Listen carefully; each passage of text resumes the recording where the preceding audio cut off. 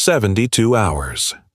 That's all that stood between me and $129,000. The number was etched into my mind, a glowing digital readout counting down to financial freedom. It was my retention bonus. The golden handcuffs for 3 years of 80-hour weeks, sacrificed weekends, and my soul slowly ground to dust at Omnicorp Global. My name is Leo, and I was their fixer. Not the official title, of course. On paper, I was a senior systems architect. In reality, I was the ghost in the machine. When their bleeding-edge financial platform, Aegis, would shudder and stall, it was me they called at 3 a.m. When a silent, catastrophic bug threatened to leak the data of millions, it was me who found the needle in a million lines of code. I was the one who kept the heart of their $295 million empire beating. And for 3 years, I had done it without complaint, my eyes on the prize. The bonus would pay off my mother's medical debt and give me the seed money to start my own consulting firm. I was so close I could taste it. Then she walked in. Jasmine Thorne, the CEO's daughter, fresh out of her MBA, armed with a sense of entitlement sharper than any code syntax and a vindictive streak she mistook for leadership. She'd been parachuted into the role of VP of Operations, a position she was spectacularly unqualified for. For months, she'd been a tornado of poorly conceived initiatives and arrogant mandates, and I, as the lead on Aegis, had been the immovable object in her path. I was in the server room, tracing a minor latency issue, my fingers flying across a keyboard, when I heard the click-clack of her designer heels on the cold, raised floor. The air, usually humming with the chill of machinery, grew colder. "Leo, a word." I turned. She was standing there, arms crossed, a smirk playing on her perfectly painted lips. She was holding a single sheet of paper. "Jasmine, I'm a little busy ensuring our clients can actually access their funds," I said, not bothering to hide my irritation. "Not anymore, you're not," she said, her voice dripping with saccharine malice. She thrust the paper at me. "Your services are no longer required, effective immediately." I stared at the paper. The words, "termination of employment," swam before my eyes. The reason stated, "reduction in force." "This is a joke," I stammered, my blood running cold. "You can't be serious. My bonus, it vests in 72 hours. "Oh, I'm deadly serious," she purred, her eyes glinting. "And regarding your bonus," she said the word like it was something dirty, "the terms are clear. You have to be an active employed member of the company on the vesting date. You are neither. Security will escort you out." The reality of what was happening crashed down on me. This wasn't a cost-cutting measure. This was a personal execution. She had waited, calculated the precise moment to cause maximum financial damage. She wasn't just firing me. She was robbing me. "You redoing this because I told the board your Streamline initiative would crash the payment processors," I said, my voice a low, dangerous whisper. Her smirk widened. "This is a business decision, Leo. Not personal. You're a talented technician, but you lack the vision for where Omnicorp is going. You're a relic. Now, clean out your desk and leave your keycard." She turned on her heel and walked away, the sound of her heels echoing like gunshots in the sterile room. I stood there, paralyzed. The $129,000 wasn't just money. It was my mother's health. It was my future. It was 3 years of my life, quantified, and she had just set it on fire for a petty power play. Security arrived, 2 hulking men who looked embarrassed. They watched in silence as I emptied my desk, a single photo of my mom and me, a stress ball, a company mug I'd never used. The walk of shame through the open-plan office was a blur of averted gazes and pitying stares. I was a ghost, being exorcised. As I was led out of the gleaming glass tower into the indifferent afternoon sun, a strange thing happened. The shock began to crystallize. The grief hardened into something else, something cold, sharp, and infinitely more dangerous. Jasmine Thorne thought she had won. She thought she had cut out a dissenting voice and saved the company $100,000. She saw me as a technician, a replaceable cog. But she was wrong. I wasn't just the one who fixed the system. I was the one who had built most of its core security protocols. And I was the only one who knew about the back door I'd built into Aegis. It wasn't malicious. Not originally. In the early, chaotic days, when the board was demanding impossible deadlines, I'd built a failsafe, a secret, encrypted master key that would grant me emergency access if the entire system ever went into a fatal lockdown. I'd never used it. I'd almost forgotten it was there. It was my insurance policy, a ghost in the machine I had created. Jasmine Thorne had just activated it. She had fired the one person who knew where all the bodies were buried. The one person who understood that the gleaming $295 million empire was a house of cards, and I was the gentle breeze that kept it standing. I looked up at the shimmering tower, a monument to corporate greed and nepotism. A slow, cold smile spread across my face. She wanted to play hardball? She wanted to make it personal? Fine. She had taken my $129,000 bonus. I was going to take her $295 million empire. The countdown hadn't ended. It had just reset, and this time, it was counting down to her ruin. The silence in my apartment was deafening. After the constant low-grade hum of the server room, the quiet felt like a physical presence. My modest living room, with its second-hand furniture and view of a brick wall, was a stark contrast to the panoramic views from my former office. I opened my laptop. Not the company-issued one I'd been forced to surrender, but my personal machine, a sleek, powerful beast I used for my own projects. The first thing I did was check my bank account. The numbers were insufficient. The $129,000 would have been a tidal wave. What I had was a puddle. My phone buzzed. A text from my mom. "How was your day, sweetie? Counting down the hours to your big payday. We'll finally get that patio furniture." The text was a punch to the gut. I couldn't tell her. Not yet. The shame and the fury were a toxic cocktail I couldn't share. I opened a secure, encrypted connection. I had built Omnicorp's digital fortress, and I knew every secret passage. The back door wasn't a virus. It was a key. A piece of elegant, hidden code that responded to a cryptographic sequence only I knew. It was a fundamental part of Aegis's architecture, a trusted, invisible administrator. With a few keystrokes, I was in. I didn't do anything destructive, not yet. That would be crude and easily traced. Instead, I became a ghost. I moved through the system's logs, its financial records, its internal communications. I was a digital phantom, observing the kingdom I had been banished from. And what I saw was a horror show. Jasmine's Streamline initiative wasn't just poorly conceived, it was a ticking time bomb. In her rush to put her stamp on the company, she had forced through a series of patches that created critical vulnerabilities in the transaction processing core. The system was a hair's breadth from a cascade failure. The very thing I had warned the board about was now imminent. She had fired the only person who could have stopped it. A plan began to form in my mind. It wasn't enough to just crash the system. That would be an act of vandalism. I wanted justice. I wanted a revenge so precise, so devastating, that it would be studied in business schools for years to come. I needed to make the collapse look like a direct, inevitable consequence of her incompetence, and I needed to profit from it. I spent the next 48 hours in a focused, cold fury. I slept in short bursts, fueled by coffee and a burning need for retribution. I created a separate, anonymous digital identity, a shadow. Through this shadow, I began to make a series of strategic, untraceable moves. First, I shorted Omnicorp stock. Using every last penny of my savings and a high-risk, high-leverage margin account, I bet against the company. I was gambling my entire financial future on its collapse.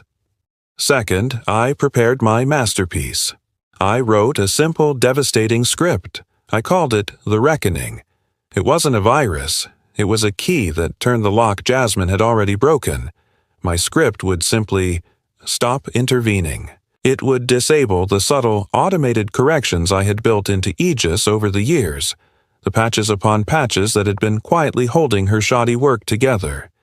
It would remove the scaffolding and let the flawed structure collapse under its own weight. The trigger would be the quarterly financial report, due to be automatically generated and released to the public in 4 days. It was the company's biggest, most public moment, a chance to showcase their growth. It was the perfect stage for a downfall. On the 3rd day after my termination, my phone rang. It was a number I didn't recognize, but the area code was from Omnicorp's headquarters. I answered, saying nothing. "Leo, it's Ben from Infrastructure." His voice was strained, panicked. "Thank God I found your personal number. Look, man, I'm sorry about what happened, but we have a code black. The Aegis core is spiking. Transactional latency is through the roof. Jasmine's team is running around like headless chickens. They don't know what to do." I felt a surge of grim satisfaction. The cracks were showing. Right on schedule. "I'm sorry, Ben," I said, my voice flat. "I'm no longer an employee. That's a you problem." "Leo, please, you built this thing. You're the only one who understands it. They're talking about a system-wide crash. It could wipe out millions in pending transactions." "I'm sure VP Thorne has a vision for that," I said and hung up. I blocked his number. I opened my laptop. The Omnicorp internal network was a hive of panicked activity. I could see the error messages piling up, the system alerts flashing red. They were trying everything, but they were applying band-aids to a ruptured artery. Jasmine had sent a company-wide email. "Team, we are experiencing minor technical difficulties. Remain calm. My team is handling it. This is a temporary issue related to our system upgrades." Minor, temporary. The arrogance was breathtaking. I watched the clock. The financial report was due to be released at 8 a.m. the next morning. The markets would open at 9:30 a.m. At 7:55 a.m., with my finger hovering over the enter key that would unleash the reckoning, I felt a moment of hesitation. This wasn't just about Jasmine. A collapse would hurt shareholders, employees, people like Ben. But then I remembered the smirk on her face. I remembered the $129,000 she had stolen from my mother's future. I remembered the 3 years of my life. She had made it personal. She had drawn a line in the sand. It was time to cross it. I pressed enter. The reckoning executed silently. It didn't attack. It simply stepped aside. And at 8:01 a.m., as the automated financial report began to populate the servers, the house of cards began to fall. 8:02 a.m. The first alert was a whisper in the system, a primary database cluster failing to respond. The automated report, which required a massive, real-time data pull, was the straw that broke the camel's back. 8:07 a.m. The whispers became screams. Red lights flashed across monitoring screens on multiple continents. The Aegis platform, the heart of Omnicorp's $295 million valuation, began to seize. Transaction queues backed up into the thousands, then the hundreds of thousands. Payments between multinational corporations, stock trades, wire transfers, all frozen in digital amber. 8:15 a.m. The internal Omnicorp chat system exploded. "What is happening?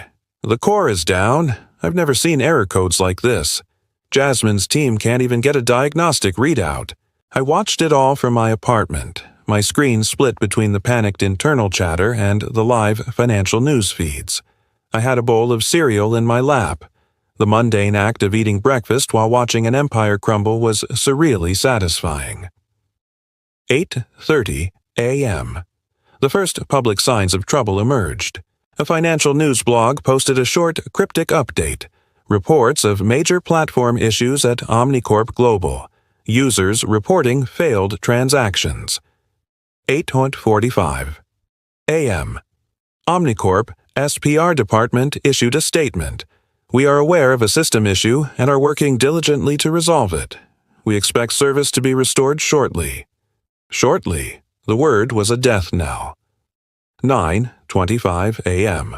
5 minutes before the stock market opened. The major networks picked up the story.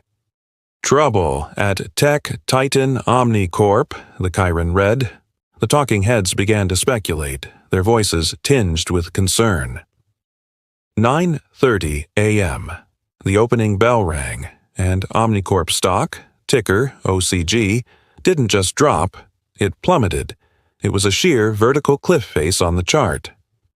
The sell orders, triggered by automated algorithms and panicked institutional investors, overwhelmed everything. My short position, a bet that the stock would fall, began to print money. The numbers in my brokerage account, which had been so anemic hours before, were now swelling at an astronomical rate. Every point the stock fell was another brick torn from Jasmine's throne. 10 a.m. The situation went critical. The minor technical difficulties were now a full-blown, very public catastrophe. News helicopters circled the Omnicorp tower. The board of directors, who had been so eager to placate the CEO's daughter, were now in emergency session. I accessed the board's secure video conference line. I was a silent, ghostly observer. Their faces, usually masks of polished confidence, were pale with terror. "Where is Jasmine?" The CEO, Robert Thorne, Jasmine's father, bellowed, his face ashen. She's in the server room, sir," a trembling voice replied. The camera feed from the server room was pure chaos. Jasmine was there, still in her designer heels, shouting at a group of terrified engineers. Her hair was disheveled, her mascara smudged. The cool, arrogant smirk was gone, replaced by the wide-eyed panic of someone watching a tsunami bear down on them. "Fix it!" she screamed, her voice cracking. "I don't care how, just fix it." One of the senior engineers, a man named David who had been my deputy, turned to her, his expression hollow. "We can't, Jasmine. The architecture and it's gone. The core protocols are corrupted. It's not a bug, it's a systemic collapse. It's what Leo tried to warn us about." The mention of my name was a dagger in the room. "This is Leo's doing," Jasmine shrieked, pointing a trembling finger at the camera as if she could see me. "He did this. He sabotaged us." Robert Thorne's face tightened.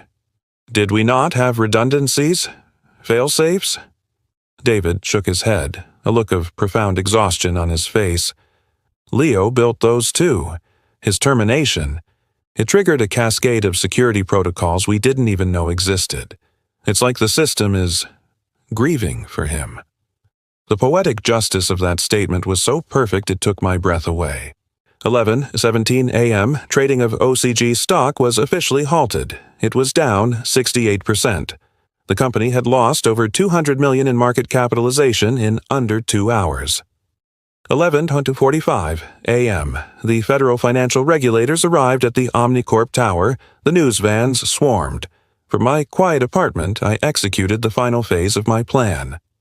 As the stock hit its absolute nadir, I closed my short position. I had bet every dollar I had against them, and I had won. The $129,000 bonus I had lost was a pittance compared to the sum that now sat in my account. But the money wasn't the victory. The victory was the silence. I closed my laptop.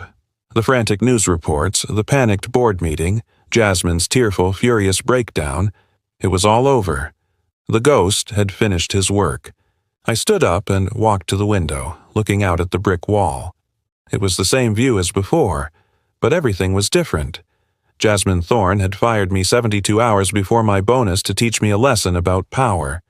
In 4 days, I had taught her a lesson about consequence. Her $295 million empire hadn't been hacked. It hadn't been attacked by a rival. It had crumbled because of her own arrogance, her own decision to silence the one person holding it together. My revenge wasn't just silent. It was inevitable. The fallout was nuclear. Omnicorp Global didn't recover. In the weeks that followed, the system collapse was dissected in the press. The narrative that emerged was damning. A nepotistic appointment, the silencing of a key engineer, and a catastrophic, self-inflicted system failure. The board forced Robert Thorne to resign. Jasmine, of course, was fired. Her reputation in tatters, her future in the business world obliterated. The $295 million empire was sold for parts to a competitor for pennies on the dollar. The name Omnicorp became a cautionary tale, a synonym for hubris. I was never implicated. My reckoning script had self-deleted, leaving no trace. The official investigation concluded that Jasmine Ashkew Streamline Initiative had created an unstable system architecture that collapsed under a predictable load. It was the truth. I had just helped it along. With the capital from my short, a sum so vast it still felt abstract, I did exactly what I had always planned. I started my own firm. I called it Aegis Consulting. The irony was a private joke I cherished. My business card was simple. My name, Leo. The title, Founder. I didn't build servers or write code for clients. I offered something more valuable: integrity. My sole service was conducting deep-level architectural audits for companies, identifying the single points of failure, the Jasmines in their system, the ignored warnings that could lead to collapse. I was a corporate exorcist, hunting the ghosts in other machines. Business was booming. It turned out there was a huge market for honesty. 6 months after the fall of Omnicorp, I was sitting in my new, sun-drenched corner office, a space I owned in a building I chose, when my assistant buzzed in. "There's a Mr. Robert Thorne here to see you. He doesn't have an appointment." I felt a cold ripple of surprise. "Send him in." The door opened and the former CEO walked in. The man who had once been a titan was diminished. His suit was still expensive, but it hung loosely on his frame. His face was etched with new lines of defeat and regret. "Leo," he said, his voice rough. "Mr. Thorne," I replied, gesturing to the chair opposite my desk. I didn't stand. He sat, his eyes taking in the simple, elegant space. There were no trophies, no boasts. Just a clean desk and a view of the city skyline, a view I had earned. "I'm not here to accuse you of anything," he began, his hands clasped tightly in his lap. "The investigators were clear. It was Jasmine's. It was our failure." I remained silent, letting him talk. "I lost everything," he said, the admission seeming to cost him dearly. "My company, my legacy, my daughter. She's a wreck. She's living with her mother, full of bitterness and blame." He looked at me, his eyes haunted. "But I didn't come here for sympathy. I came to ask you a question." "Go ahead." "That day, the day she fired you, if she hadn't, if I had stopped her, could you have prevented the collapse?" I looked at him, this broken king from a fallen kingdom. I could have lied. I could have twisted the knife. But the revenge was over. The silence had spoken. "Yes," I said, the truth simple and absolute. The patches I had in place would have held. I could have stabilized the core in a few hours.